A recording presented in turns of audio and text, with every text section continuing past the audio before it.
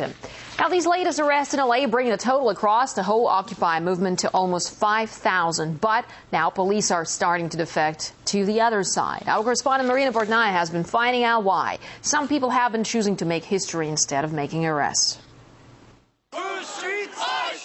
Occupy Wall Street has become an undeniable American household name. And police crackdowns against the Democratic movement have become something of the norm. Not so normal is seeing one side endorse the other.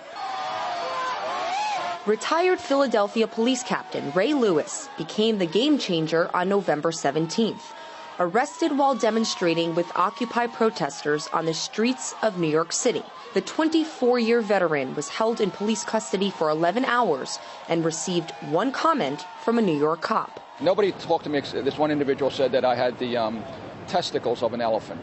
Although all of America's police force is part of the 99%, Captain Lewis says cops secretly supporting OWS face dire consequences by going public. A tremendous fear of losing their job, being disciplined, being fired.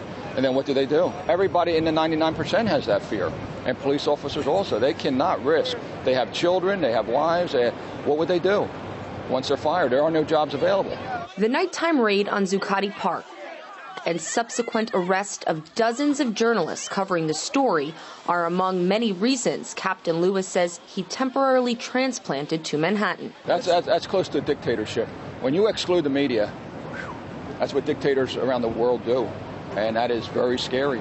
Brutal scare tactics such as pepper spray, batons, and flash grenade canisters have been used against Occupy camps throughout the U.S.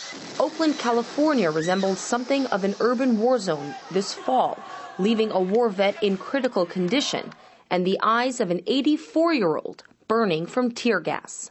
Oakland police officer Fred Chavez is the only active cop who's gone on record with his support. I totally agree with Occupy Wall Street, even to an extent with Occupy Oakland. I am a part of the 99%. For the most part, people are peaceful and they want to see change.